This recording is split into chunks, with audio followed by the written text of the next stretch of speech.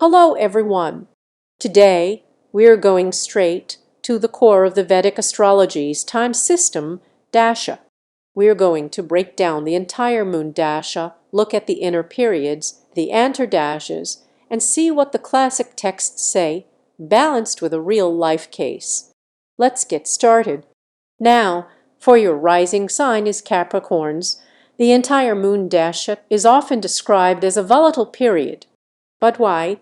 First, the moon itself is inherently changeable and fluctuating in nature. It governs your air emotions, your feelings, and your baseline happiness. And the moon is associated with wealth, honor, status, and your overall attractiveness. So, for everyone, this dasha is about learning to finally connect with that inner voice and gain a deep, truthful understanding of your own heart. But for the Capricorn ascendant, this volatility is especially intense because the moon rules your seventh house, the seventh house lord. The seventh house is a strong Kendra house, which absolutely brings improvements in marriage, relationships, and business partnerships. That's the good news. But there's a serious caveat. It's also known as a Maraka house, a difficult house that can bring physical pain. So, during this Moon Dasha, you will almost certainly experience fluctuations from success and fame in your marriage and business collaboration on one hand to physical discomfort like water retention, nasal issues, mental fatigue, and low moods on the other. Your journey is about finding success through self-care and emotional honesty. Before diving into each Antar Dasha within the Moon Dasha, let's quickly review the basic Dasha analysis principles. For natural or functional benefic planets, when placed in a Kendra or Trikona house, they deliver very auspicious results. If these benefics are also in favorable signs, making them exalted or in their own sign, the results will be even better.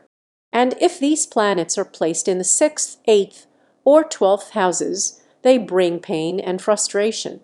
In some special cases, such as placement in the 2nd or 7th houses, they may also bring physical pain and affliction.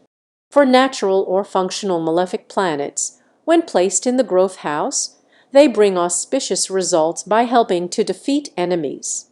If these malefics are in their exalted or own sign, the results will be even better. And if these malefics are placed in a Trikona house, they tend to destroy the auspicious results of that house. Sometimes, placement in a Kendra house can bring good material results, but it may also destroy auspiciousness in other areas, bringing suffering. If these malefics are placed in the 8th or 12th houses, they bring pain. Furthermore, pay attention to the planet that aspects or conjunctions with the moon. A conjunction or aspect from a benefic planet enhances the auspicious results. A conjunction or aspect from a malefic planet damages the auspicious results. You may have heard these principles many times, but their practical application is often unclear because every planetary combination has its own specific rules. Now, let's see how each Antar Dasha plays out. Okay, let's dive into the very first Antar Dasha of the moon cycle, the moon-moon period. The classic texts like BPHS tell us something important. The specific effects of this period are absolutely tied to the moon's condition in your birth chart. If your moon is well placed and strong, this period is a blessing. It brings you wealth, happiness, popularity, and great family relationships, all those beautiful lunar qualities. However, if your moon is afflicted or sitting in a difficult house, it brings loss.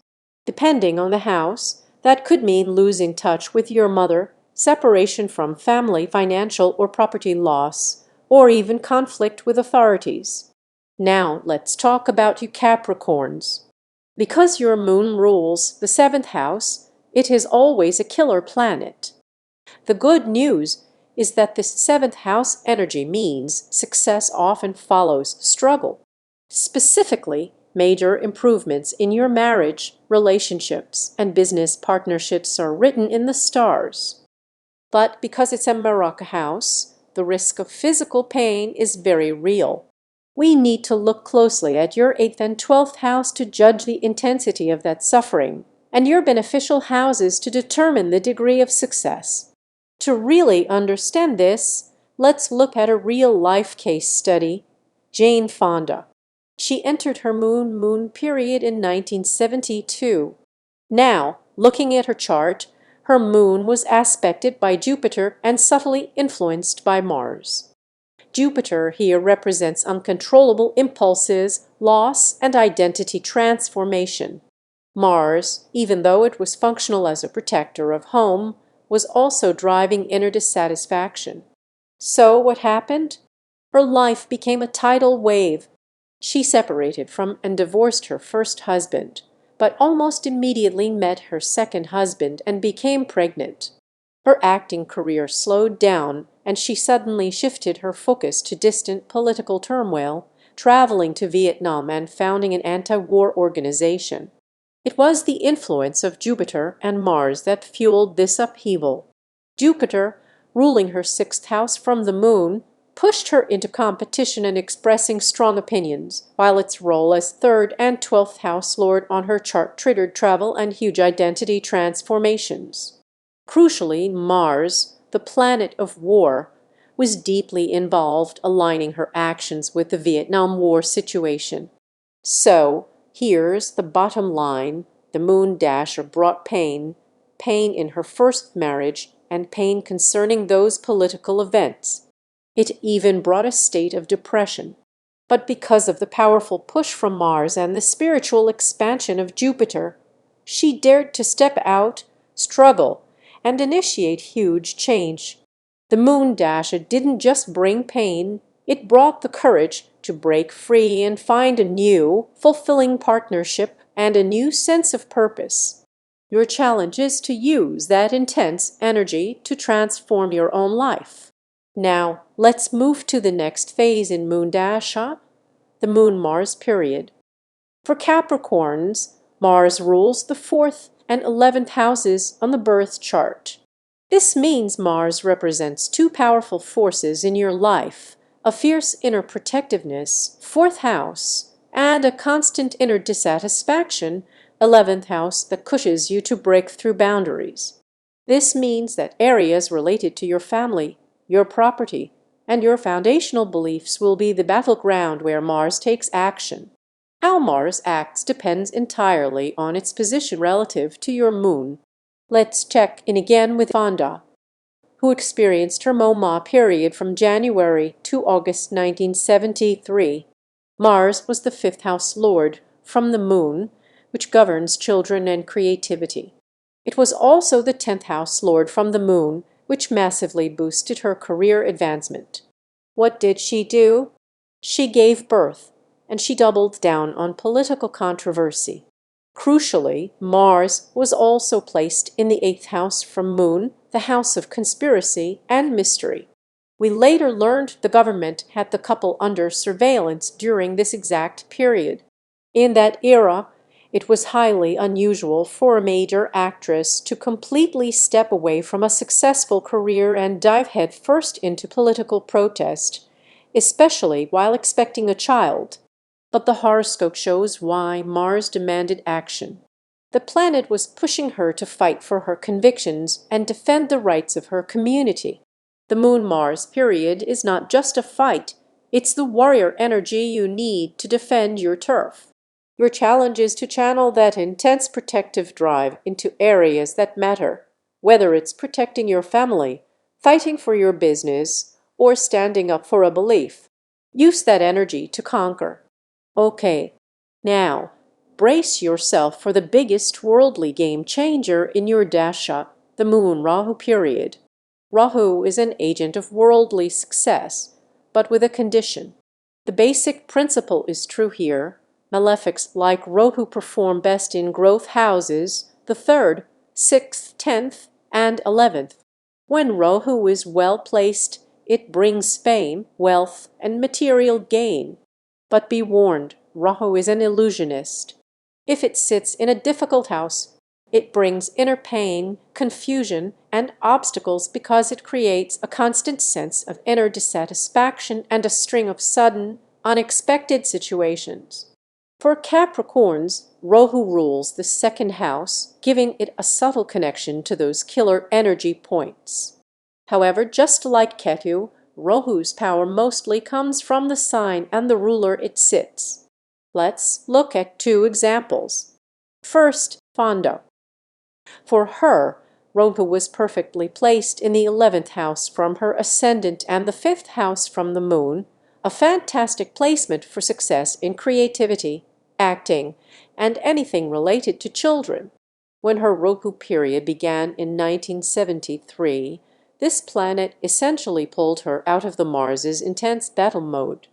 The government's surveillance of her and the other activists stopped, and she gradually pulled back from the public eye, embracing a quieter, more private life.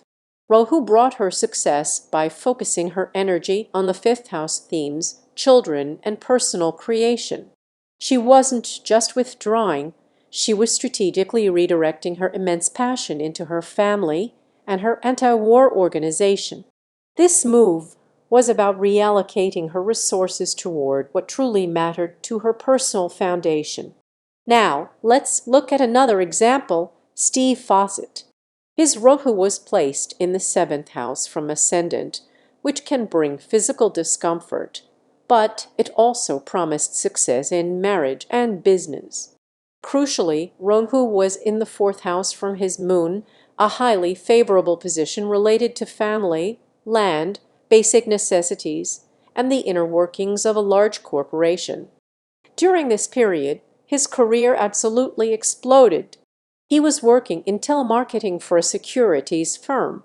This one-on-one sales work is that 7th house connection, and the large corporation is the 4th house connection. Even though that company later went bankrupt, it was the 5th largest investment bank in the U.S. at the time. Rahu delivered him massive success during that time. What's the takeaway for you? As the 2nd house lord, Rahu sub-period is your license to pursue your material desires aggressively. You have to become obsessive about your goal. Your challenge is to analyze Rahu in your chart. Use that clarity to achieve a major worldly goal. Now, we shift gears dramatically. Let's move to a more introspective and spiritual period, the Moon-Jupiter period. Jupiter naturally follows the general rules. It's a great benefic. But here's an interesting exception from the ancient text. Jupiter can bring unexpected luck and wealth even when counting from the moon in the 3rd or 11th house. We easily understand why Jupiter in the 11th house brings wealth. But how do we explain the success that comes from the 3rd house? The answer is simple. When Jupiter sits in the 3rd house, its aspect powerfully blesses the 7th, 9th, and 11th houses, the homes of partnerships, fortune, and ultimate success. For Capricorns, Jupiter is complex. It rules the 3rd house and the 12th house, making it both a natural benefic and a functional malefic. This dual nature means that no placement is ever completely easy or completely lucky for you. This often clashes with the Capricorn personality. Jupiter's optimism and free-spirited nature can feel deeply uncomfortable for your rigorous, down-to-earth approach. Expect tension between your aspirations and your need for structure. Let's look at Fonda. Her Jupiter was placed in the 1st house of her birth chart, also the sign of Capricorn, where it is debilitated. Furthermore, it was placed in the 7th house from her moon. So, while Jupiter brought positive expansion, it brought serious challenges. During this time, she experienced inner depression, pain, and a sense that her personal aura was eroding, that Jupiter's optimism was being crushed by debilitated status. Her career took a major slump as the Vietnam War was winding down, and her anti-war organization lost its immediate focus. But this was not a period of loss. It was a period of forced reinvention. Jupiter was taking away the external structures of her fame and activism to push her toward a deeper, personal truth. Your takeaway is this: the Moon-Jupiter period demands meaning. Don't chase superficial success. Chase wisdom and spiritual expansion. Your challenge is to accept Jupiter's influence and use it to reinvent your life's purpose, even if it feels uncomfortable. Embrace the depression or the career slump as the universe forcing you to build a more authentic foundation for your next major chapter. We've embraced the chaos and reinvention of Jupiter. Now, Capricorns, get ready for structure, rewards, and your biggest material payoff of the Dasha. We are moving into the Moon-Saturn period. For Capricorns, Saturn is your ultimate cosmic benefactor. As the ruler of your first and second houses, Saturn is both a natural and functional benefic. This is your prime time for achieving massive material goals and solidifying your reputation. Saturn's placements are incredibly broad for you. Whether it sits in your Trichon, your Kendra, or your growth houses, Saturn delivers stability and material rewards. This Antar Dasha is all about earning and solidifying your success. However, Saturn always demands work. If your Saturn is placed in a difficult house, like the second 812 house, or in its debilitation sign Aries, the focus shifts. Life will force you towards spiritual development, and you will face obstacles or confrontation with competitors in your daily routine. This Dasha demands discipline, no matter what. Jane Fonda Life perfectly illustrates this powerful pivot. After the emotional upheaval and reshaping of Jupiter, she used the Saturn Dasha to replan her comeback and strategically re-enter her acting career. Why was it so successful? Her Saturn was in the third house, a house highly favorable to malefics. And crucially, counting from her moon, Saturn was sitting in the ninth house, an extremely auspicious house for luck, wealth, and honors. During this exact period, she made a monumental contribution with her film Julia, which subsequently won her several prestigious awards. This Dasha is the crucial link for career and financial advancement. Because of Saturn's structured nature, the wealth you gain here is focused on long-term personal advancement and career legacy. Capricorn, your takeaway is clear. The Moon-Saturn period is your time to build structure and claim your honors. After the inner work is done, Saturn rewards your discipline. Your challenge is to create a solid, step-by-step plan for your finances and career. Saturn will deliver the lasting material success. Now, we dive into the Moon-Mercury period. Mercury is the great connector. As the ruler of your sixth house, work, service, health, and ninth house, fortune, wisdom, Mercury represents your expertise, your communication, and your commerce. The ancient texts particularly emphasize the wealth and luck that Mercury can bring when placed in the second and 11th houses. If placed favorably, this Dasha brings financial success linked to trade, business, and intellectual pursuits. However, if Mercury is afflicted, it can manifest as health problems related to the sixth house or unfortunate losses related to miscommunication. Now, here's a key softening point. For Moon, the Sun, and Mercury are natural friends.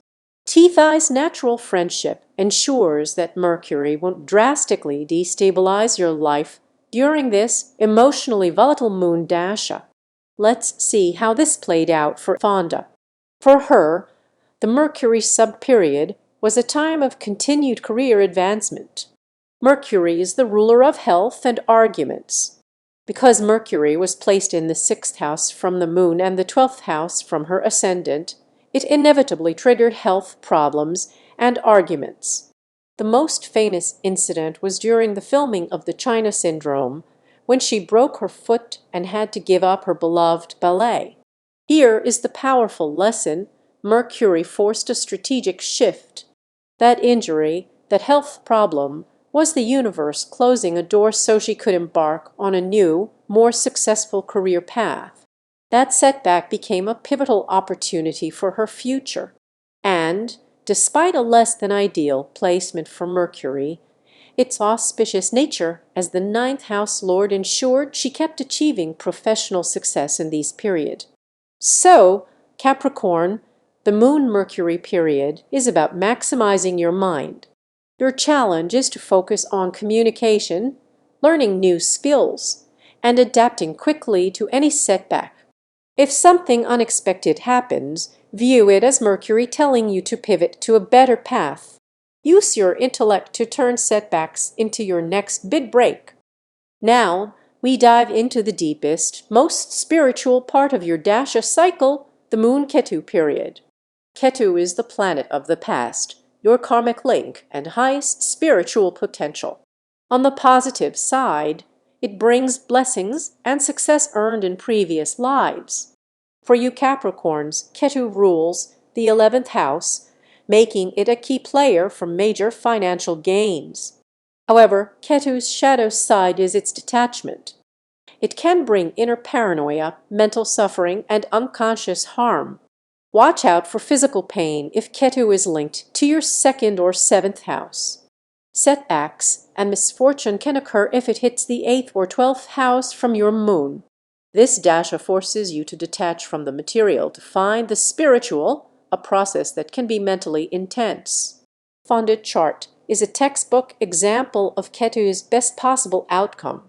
Her Ketu was associated with Venus, a yoga karaka, a planet of great fortune, resulting in exceptionally auspicious results.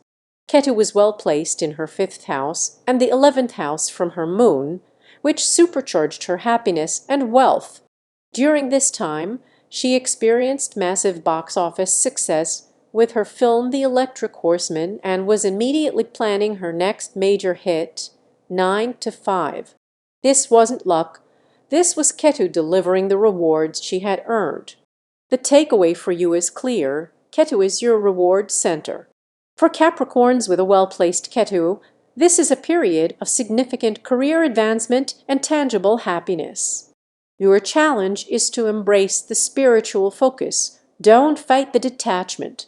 By letting go of mental paranoia and trusting your intuition, you allow those past life blessings to finally materialize as your biggest, most secure career wins. Now, prepare for one of the most materially and emotionally rewarding cycles in your Dasha, the Moon-Venus period. For you Capricorns, Venus is a true yoga karaka, a planet of great fortune and spiritual growth. This is, at a minimum, a beneficial period. But if Venus is well placed in your chart, this period can unleash exceptionally rich material rewards and deep happiness. As a general rule, you can expect excellent results if Venus sits in a favorable sign or house. Specifically, if Venus is in the Trican, Kendra, 2nd or 11th house, it is a massive boon for wealth and financial gain. And watch for the relationship between the two main planets. If Venus sits in the same house as the moon, you can also expect great fortune. However, even a benefic needs respect. If Venus is placed in a difficult house from the moon, it can trigger sadness, emotional fear, and dread related to relationships. And since Venus is linked to the 2nd and 7th houses, physical pain is a very real possibility. This period demands that you prioritize pleasure, but not neglect your body. Fonda's chart, Venus was perfectly placed in the 11th house, which automatically signals a time of increased wealth and income. Furthermore, Venus was in the 5th house from her moon. The 5th house rules art, creativity, and children, a highly favorable position for her. During this period, her film 9 to 5 achieved great success, validating her creative decisions. But the happiness wasn't just professional. Her relationship with her father began to significantly improve as well. Venus rewards both the material and the relational. The takeaway here is phenomenal. The Moon-Venus period is your moment to be rewarded for your hard work. Your efforts over the past few years, especially those linked to creativity and income, now manifest as tangible success. Your challenge is to actively embrace joy and relationships. use Venus's energy to heal family ties, invest in your artistic passions, and allow yourself to receive the abundant financial and emotional blessings this dasha is designed to deliver. Now, we arrive at the final major Antar Dasha in your moon cycle, the Moon-Sun period. The Sun rules the 8th house for you Capricorns, making it the lord of transformation and unexpected events. Since the Sun and Moon have a natural friendly relationship, this period can be highly favorable if the Sun is well placed. The texts suggest that even if the Sun is placed unexpectedly in the 3rd or 11th house, it can bring about great results. The Sun is all about honor, authority, and status. However, as the 8th house lord, the Sun can bring sudden challenges. Watch out for potential illness if the Sun is placed in the 2nd, 7th, 8th, or 12th house from the Moon. While the 2nd house placement can bring physical pain, it often comes hand in hand with material gains, a classic trade-off of the 8th house energy. Since the 8th house deals with major change and status shifts, you must be prepared to adjust to some financial losses or a complete change in identity. Fonda's chart, her Sun was placed in the 12th house, a house of loss, investment, and transformation. It was also placed in the 6th house from her Moon, which is a favorable spot for the naturally malefic Sun, meaning she had to overcome challenges to achieve good results. The biggest shift? She was actively planning a brand new business, Fonda's workout videos. She invested money and effort into filming and production. This beautifully illustrates the Sun's guidance of fate. The 6th house from the Moon relates to physical health and fitness. The 12th house from the Ascendant relates to investment and identity change. She followed this cosmic map perfectly. She invested in fitness videos, transforming her identity. The rewards and gains came later, but this period was about laying the foundation. Your takeaway is powerful. The Moon-Sun period is your foundation-laying time. The universe is pushing you to make a significant change in your status or identity. Your challenge is to embrace the 8th house energy. Don't fear the loss or change. Invest your time and energy now into a new venture, knowing that these efforts will be powerfully and abundantly rewarded in your next major dasha cycle. You are shifting your fate,